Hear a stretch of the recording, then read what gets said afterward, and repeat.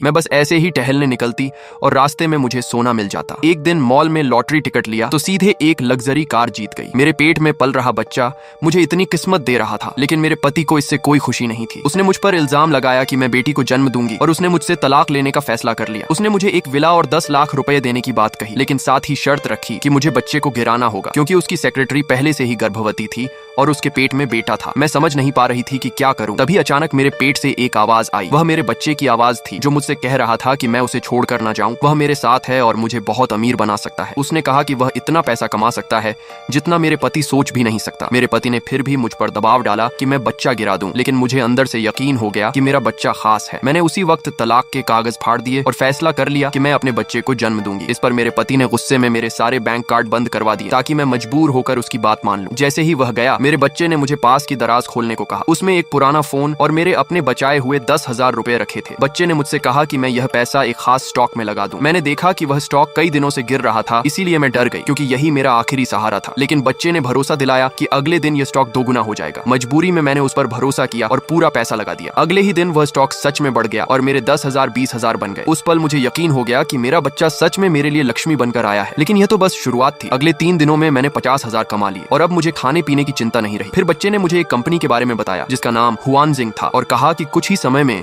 उसका शेयर बहुत ऊपर जाएगा। लेकिन मेरे पास सिर्फ 50,000 थे जो काफी नहीं थे, इसलिए मैंने अपने गहने और बैग बेचने का फैसला किया। तभी मुझे एहसास हुआ कि शादी के 3 साल बाद भी मेरे पास अपना कुछ नहीं था। सब कुछ मेरे पति के नाम पर था। जब मैं दुकान से बाहर निकल रही थी तभी मेरा पति आ गया और मेरा मजाक उड़ाने लगा। उसने कहा कि मेरे बिना मैं कुछ नहीं हूँ। मैंने भी उसे जवाब दिया कि मैं कुछ खो नहीं रही बल्कि कचरा फेंक रही हूँ। हालांकि बाहर से मैं मजबूत दिख रही थी, लेकिन अंदर से मैं परेशान थी कि आगे पैसे कहाँ से आएंगे। पार्ट 2 के लिए कमेंट में यश लिखे।